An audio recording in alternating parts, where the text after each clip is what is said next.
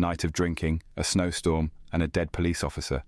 This is the story of Karen Reed.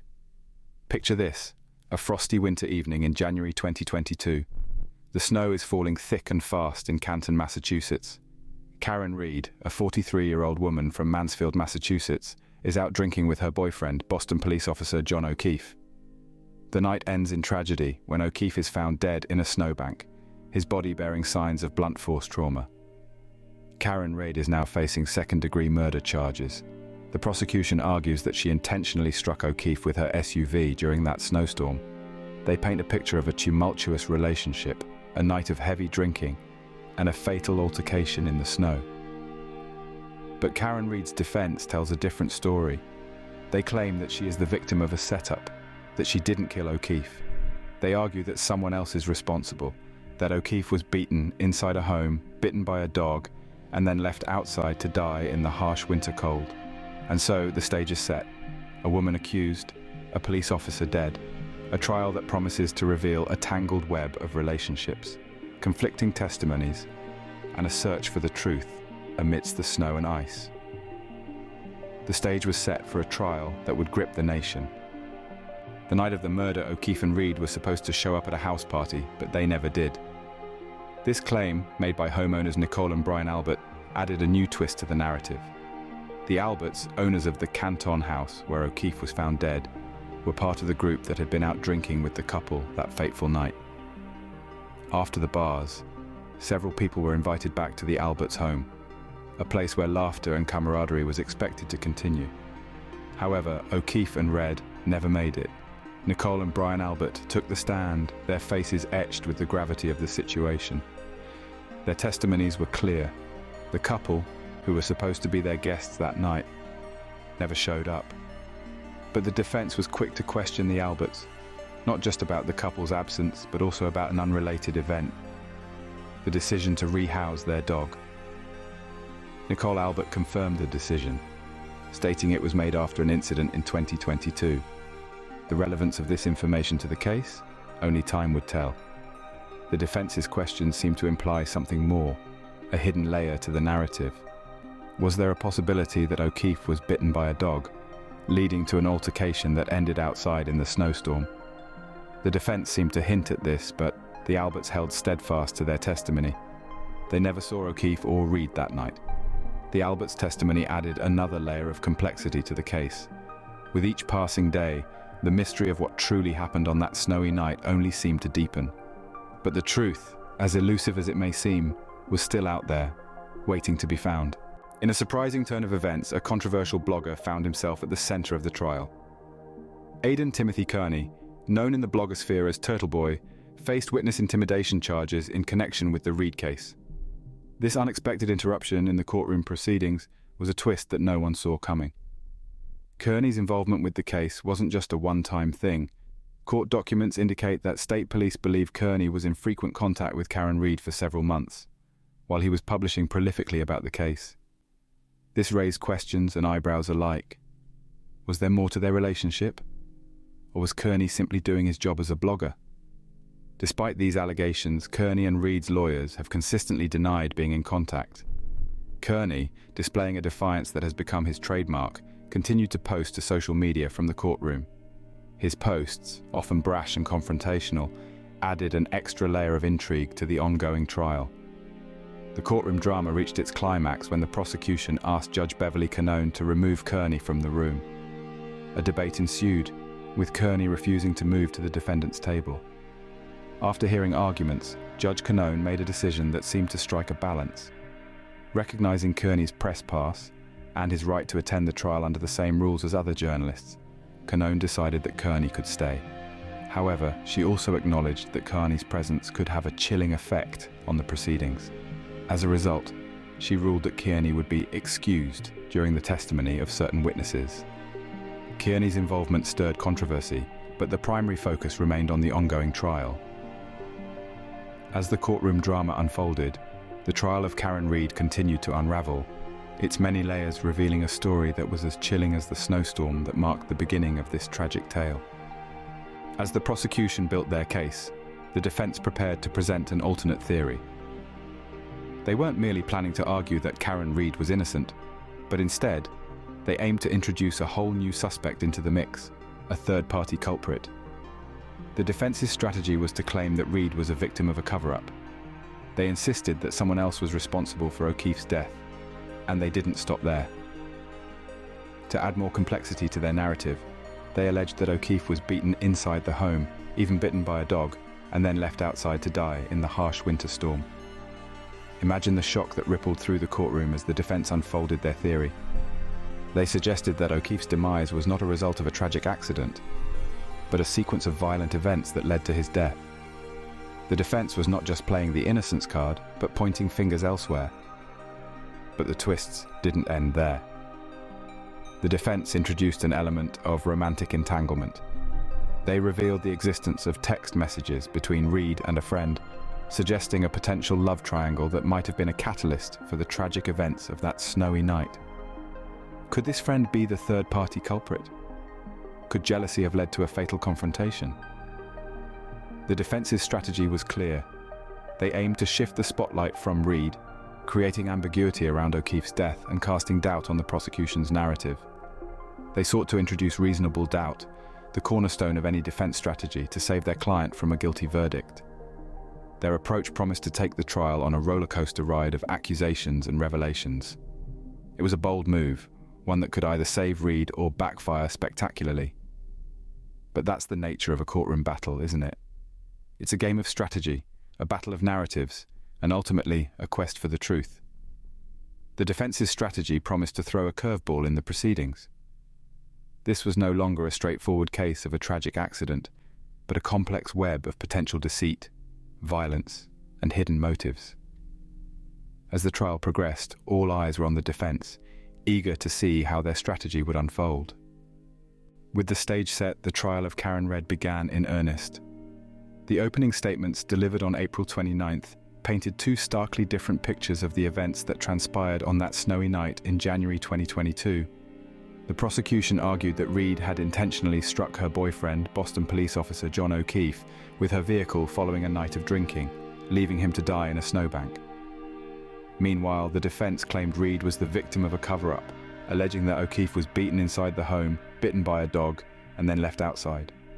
The trial, anticipated to last between 6 to 8 weeks, has drawn significant attention, not just for the high-profile nature of the case, but also for the numerous twists and turns.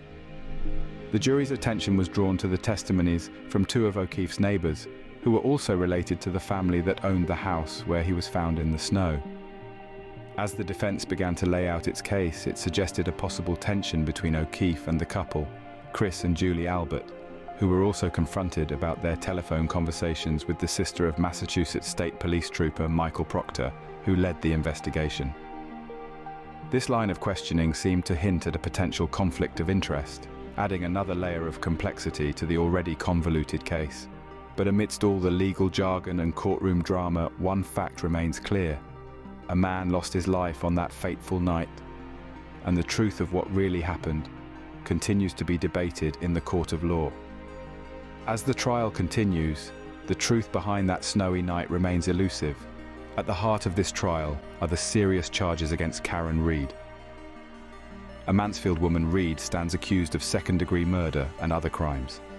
The prosecution puts forth the chilling claim that she ruthlessly struck her boyfriend, Boston police officer John O'Keefe, with her SUV, leaving him to perish in the bone-chilling cold of a Massachusetts snowstorm.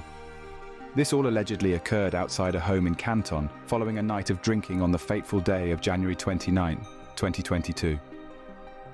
The image painted by the prosecution is one of a woman who, fueled by alcohol and a tumultuous relationship, committed an act of violence and then callously left the scene, only to return hours later and find O'Keefe's lifeless body in a snowbank.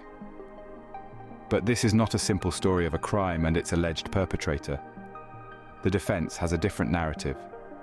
They maintain Reed's innocence, stating she was not guilty. Their strategy is to present a third-party culprit defense, asserting that Reed is the victim of a cover-up and someone else is responsible for O'Keefe's death. Furthermore, the defense claims that O'Keefe was not hit by a vehicle, but was instead beaten inside the home, bitten by a dog, and then left outside to suffer the lethal effects of the harsh winter weather. The prosecution's case is not solely based on the circumstances of that night. They've revealed text messages suggesting a romantic entanglement with a friend present at the locations Reid and O'Keefe visited, hinting at potential motives. Additionally, Reid is accused of having frequent contact with a controversial blogger known as Turtle Boy, Aidan Kearney, who now faces charges in related cases. The charges against Karen Reid are serious, and the consequences, if found guilty, are severe. The trial, expected to last 6 to 8 weeks, will scrutinize every piece of evidence, every witness testimony, and every claim made by both the prosecution and the defense. As the trial progresses, Karen Reid's fate hangs in the balance. With every passing day, the truth behind that snowy night's tragic events inches closer to being revealed. The charges against Karen Reid serve as a stark reminder of the gravity of this trial and the life that was lost in its midst. In a case shrouded in mystery, the search for truth continues. The trial of Karen Reid, accused of the second-degree murder of her boyfriend, Boston police officer John O'Keefe, is steeped in conflicting testimonies and mounting tension. The courtroom is a battleground of narratives, with each side presenting their version of what transpired on that fateful, snowy night. The defense paints a picture of a woman framed, alleging a cover-up, and pointing towards a third-party culprit. They claim that O'Keefe was beaten inside the home, bitten by a dog, and then abandoned outside to the mercy of the harsh winter. The existence of text messages suggesting a romantic entanglement with a friend, coupled with evidence of tension in Reid and O'Keefe's relationship, adds another layer of complexity to this unfolding drama. On the other hand, the prosecution argues that Reid, in a drunken rage, intentionally struck O'Keefe with her SUV. Witnesses, including homeowners Nicole and Brian Albert, recall the couple's tumultuous relationship and the absence of both Reid and O'Keefe from their home on the night of the incident. In the midst of this, the controversial blogger, Aidan Kearney, known as Turtle Boy, faces witness intimidation charges in connection with the Reid case. His frequent contact with Reid further complicates the narrative, prompting questions about his role and influence over the case. As new evidence emerges and testimonies are challenged, the credibility of the witnesses and the investigation process itself are put to the test. Each day in court brings us closer to the truth, yet the path to it is anything but straightforward. With so many pieces of this puzzle still missing, the search for truth is a journey that seems to have more twists and turns than the road on which this tragedy occurred. As the trial unfolds, one question remains: what really happened on that snowy night? In the end, it all comes down to the final verdict. The courtroom hushes. The anticipation is palpable, a living entity in its own right, as each person awaits the jury's decision. Karen Reid, the accused, sits silently, a mask of stoic calm barely concealing the anxiety beneath. The consequences of this moment are not lost on her. The verdict will determine her future. Either a return to the world she once knew or a lifetime confined behind bars. But this isn't just about Karen Reid. This verdict carries weight for all parties involved. For the family and friends of John O'Keefe, the fallen Boston police officer, it's about seeking closure and justice for a life cut brutally short. For the homeowners, Nicole and Brian Albert, it's about exoneration from insinuations of involvement in the crime. For the controversial blogger, Aidan Kearney, it's a matter of freedom of press and the lingering question of his role in this twisted tale. The potential outcomes are varied. A guilty verdict would validate the prosecution's narrative that Reid, in a moment of drunken rage, struck O'Keefe with her SUV and left him to die in the snow. It would affirm the credibility of the witnesses who testified against her and the integrity of the law enforcement officials who conducted the investigation. On the other hand, an acquittal would support the defense's claim that Reid is a victim of a cover-up, unfairly framed for a crime she didn't commit. It would raise severe questions about the transparency and fairness of the investigative process, casting a shadow over the credibility of the law enforcement involved. However, beyond the personal implications, this case serves as a stark reminder of the importance of justice being served. It underlines the necessity of a fair trial where every piece of evidence is scrutinized and every voice is heard. It highlights the power of the jury system, where a group of ordinary citizens can decide the fate of their fellow citizen. The final verdict will not only write the closing chapter of Karen Reid's trial, but also shape the narrative of justice in similar cases. The world watches, holding its breath as the jury deliberates. As the world watches, the fate of Karen Reid lies in the hands of the jury,